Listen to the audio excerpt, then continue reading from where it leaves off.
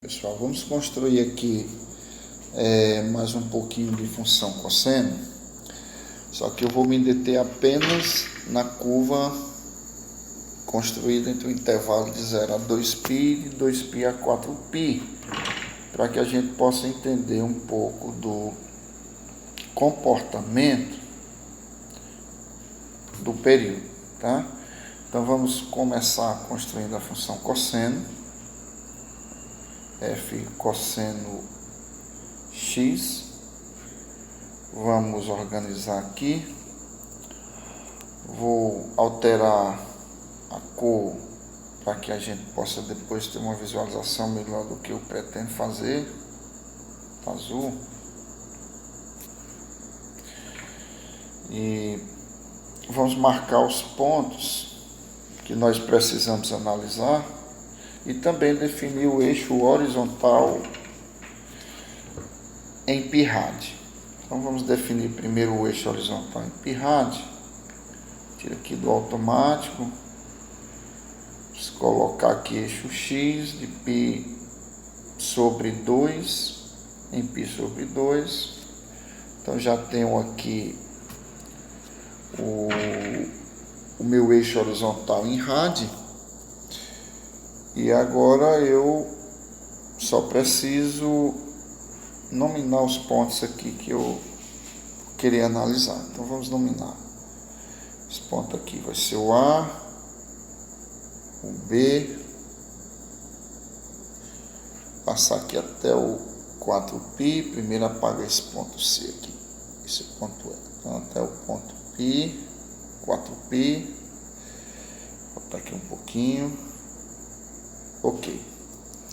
Então, são os pontos que nós vamos precisar analisar, tá? Esses pontos aqui. Apagar o D. Joia. Então, primeiro vamos analisar o comportamento aqui da função entre os pontos AB, a curva entre os pontos A e B, quando o ângulo varia de 0 a 2π. Para isso, eu vou criar aqui um ponto, definir um ponto em função do ângulo, né, dado pelo ângulo e pela função definida como cosseno. Então nós vamos aqui na janela de entrada e vamos definir esse ponto aqui. Vamos definir esse ponto. Alfa e F de alfa. Alfa e F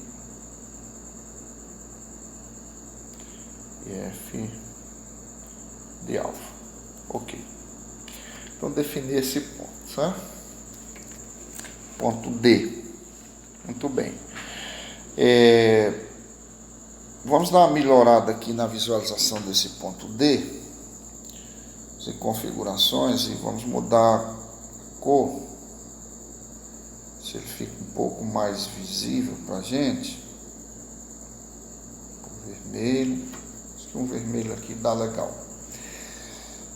Muito bem. E também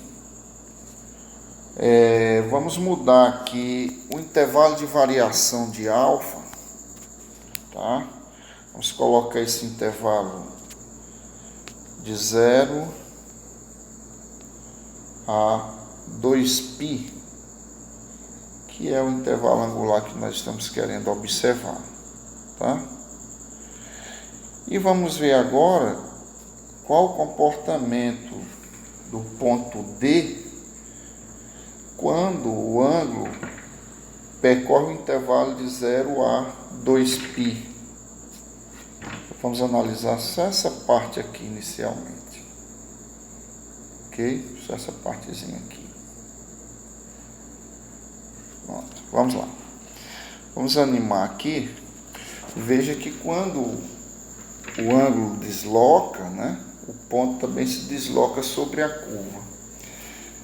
Se a gente não tivesse construído o gráfico, esse deslocamento do ponto estaria desenhando o gráfico da função cosseno nesse intervalo, tá? Então, de 0 a 2π, o ponto D constrói essa curva de A até B, que a gente chama de função cosseno. Praticamente isso é a parte do gráfico da função cosseno. Agora vamos mudar o intervalo e colocar de 2 até 4π, para a gente poder observar que de 2 até 4π o movimento será o mesmo e o período será de 2π. Vamos mudar aqui a configuração para 2π e 4π, certo?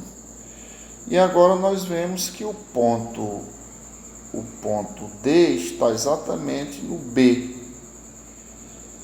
e que agora o nosso movimento é de 2 até 4π. Vamos colocar assim, do B ao ponto C, de 2 até 4π, será esse movimento aqui. Vamos animar aqui. Então você percebe que o movimento do ponto D constrói o mesmo gráfico, né? O que quer dizer isso? Se de 0 a 2π faz essa curva, e de 2π a 4π também faz a mesma curva, então a cada 2π, essa curva ela é construída novamente, tá? Ela é construída novamente. E se a gente colocar, não colocar limitantes aqui no alfa, isso aí vai ficar infinitamente, ok? Então, como nós percebemos aqui, a primeira curva de A a B foi construída dessa forma, de 0 a 2π, e a curva de 2π a 4π também construída da mesma forma. É isso que a gente chama de período da função cosseno, 2π, tá? Por conta da repetição da curva ser a mesma a cada 2π, ok? Vamos animar mais um pouquinho aqui e colocar essa curva de